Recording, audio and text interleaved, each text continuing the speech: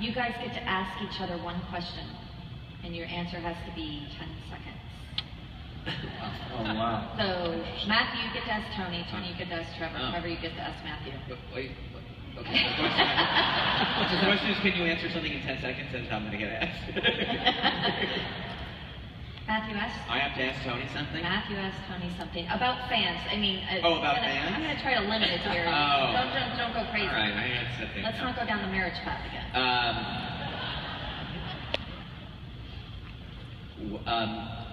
Are there adults who you see who are your fans that you worry about? That I worry about? Yeah.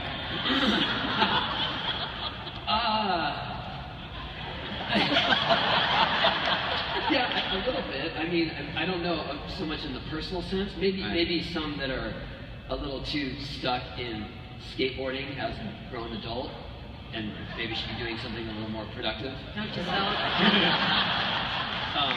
But the coolest thing about these days is that there's a generation of fathers that skated in their youth, like me, in their 80s, and they got back into it now because their kids are doing it. And I really think that that's what has changed skateboarding's recognition these days. Fantastic. And longevity. Tony to Trevor. And I really hope those fathers follow with getting hurt. Tony to Trevor. Wow. I am such a huge fan of The Daily Show. I mean, even since before John was on it. But are you excited, more excited or more nervous about taking over such a responsibility? I'm anticipating right now. Right now I'm in the hard work phase. I find nerves and excitement I experience just before I start. So it's the same thing just before I go on stage. The whole day before I go to a show, I'm calm, I'm happy, because I've put the work in. That's the most important thing. As they say, ladies and gentlemen, please welcome. I go, don't call me, don't call me. That's a bad idea. So that's probably going to be the same thing with the show. I'm working really hard right now with the same team that put it together. I still work with John, which is great. I'm lucky to have him as a mentor and a friend. So right now I'm pretty calm. And then when that first show, when they go, please, I'm going to do this again. But then you trust the hard work is going to take you through. And hopefully I'll keep you on as a fan. I'll be watching. 3 generations. I'll keep you with September 28th. September 28th. I'll be there with you. Thank you very much. Yeah. Trevor to Matthew.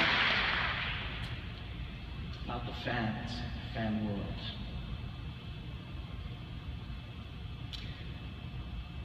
Looking at diversity in film and television, and how that's become like a really big part of the conversation. You look at the success of shows like Empire and so on. Do you feel you need to make shows that appeal to a wider variety of fans, or do you feel you can make shows that in themselves attract fans from a different way? So do you have to go show out, or Right. the fans that then dictate themselves which show is for them? Great question. It's a great question. That's all I'm going to say. No. No, it's a really interesting question because honestly, I think everybody has the right to see themselves represented on television. And, you know, just from studying the history of the United States as part of the Mad Men experience, I can tell you that it was a long time before it was not only just not segregated, but where it was just assumed that everybody was just going to see white people as white situations. And men, for the most part, or men's vision of women, etc. And I believe, as an artist, that the more specific that you are, the more likely you are to create a verifiable or identifiable human experience. So it could be about a bunch of ants in an ant colony, but if you give them the qualities of their relationships that are very specific and you're not trying to, I mean, we always talk about pandering or what else it is, but what happens is things become dilute.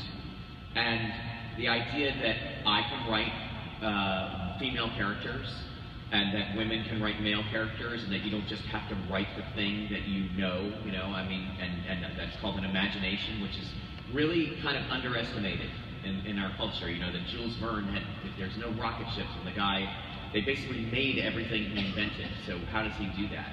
So for me,